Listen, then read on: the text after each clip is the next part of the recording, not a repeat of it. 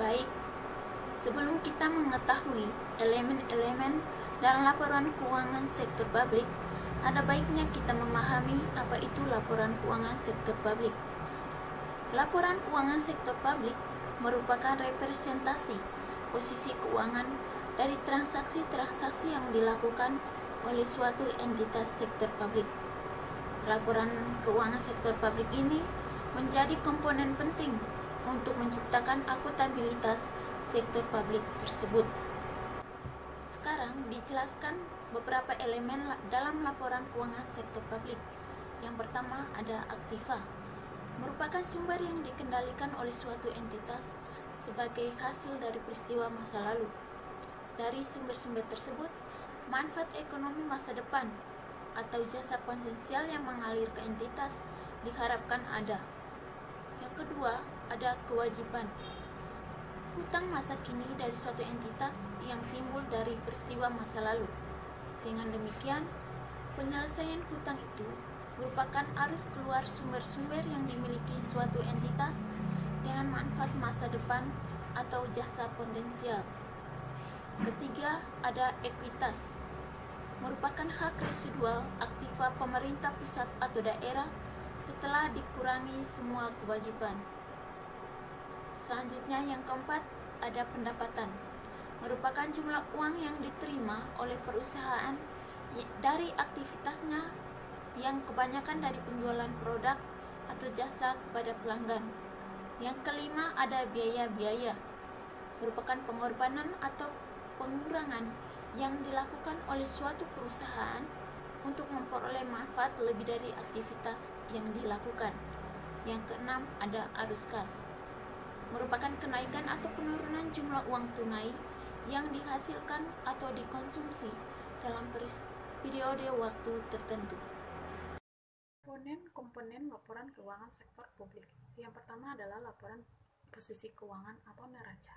Laporan posisi keuangan atau neraca adalah laporan keuangan yang menyajikan posisi aktiva, hutang, dan modal pemilik pada saat-saat tertentu. Yang kedua adalah laporan kinerja keuangan atau laporan surplus defisit. Laporan kinerja keuangan atau surplus defisit atau laporan profit dan loss adalah laporan keuangan yang menyajikan pendapatan dan biaya selama periode tertentu. Ketiga adalah laporan perubahan dalam aktiva atau ekuitas neto. Laporan perubahan dalam aktiva atau ekuitas neto menyajikan total surplus atau defisit neto untuk suatu periode, pendapatan dan biaya lainnya yang diakui secara langsung sebagai perubahan dalam aktiva atau ekuitas neto dan setiap kontribusi oleh dan kepada pemilik dalam kapasitas pemiliknya. Yang keempat adalah laporan arus kas. Laporan arus kas menyajikan informasi tentang penerimaan dan pengeluaran kas selama satu periode tertentu.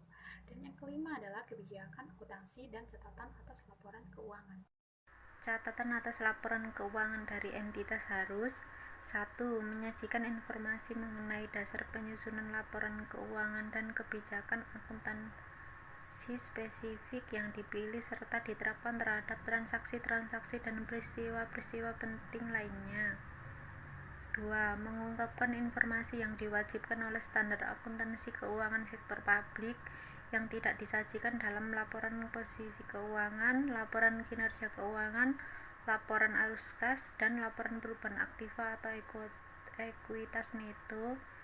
Dan 3. Menyajikan informasi yang tidak disajikan pada laporan keuangan, namun persyaratan penyajian wajar tetap diterapkan. Komponen-komponen laporan keuangan pemerintah berbasis akrual. Berdasarkan pengaturan pemerintah nomor 71 tentang standar akuntansi keuangan pemerintahan atau SAP, komponen-komponen yang terdapat dalam satu set laporan keuangan berbasis akrual terdiri dari laporan pelaksanaan anggaran atau budgetary reports dan laporan finansial yang jika diuraikan adalah sebagai berikut: laporan realisasi anggaran, laporan perubahan saldo anggaran lebih, laporan operasional, laporan perubahan ekuitas, neraca, laporan arus kas, dan terakhir catatan atas laporan keuangan. Pengakuan dan pengukuran laporan keuangan organisasi sektor publik. meliputi beberapa hal diantaranya. Yang pertama, pengukuran unsur laporan keuangan. Yang kedua, probabilitas manfaat ekonomi masa depan. Yang ketiga, kendala dalam pengukuran. Yang keempat, pengakuan aktiva. Yang kelima, pengakuan kewajiban. Yang keenam, pengakuan pendapatan. Yang ketujuh, pengakuan biaya. Yang terakhir, pengukuran unsur laporan keuangan. Tujuan dan fungsi laporan keuangan sektor publik secara umum yaitu: 1. Menyediakan informasi untuk pengambilan keputusan dan mendemonstrasikan akuntabilitas entitas. Yang kedua, memberikan informasi mengenai sumber-sumber alokasi dan penggunaan sumber daya finansial.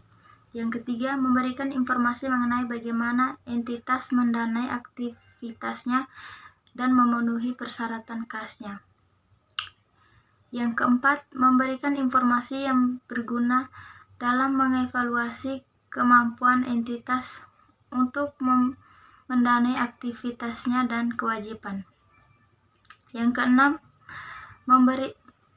memberikan informasi tentang kondisi keuangan dan perubahan di dalamnya. Yang ketujuh, menyediakan informasi yang berguna untuk mengevaluasi kinerja entitas atas hal biaya, jasa, efisiensi, dan pencapaian tujuan. Yang ketujuh, memberikan informasi guna pembuatan keputusan ekonomi, sosial, dan politik, serta sebagai bukti pertanggungjawaban dan pengelolaan. Yang terakhir, memberikan informasi guna mengevaluasi kinerja manajerial dan organisasi.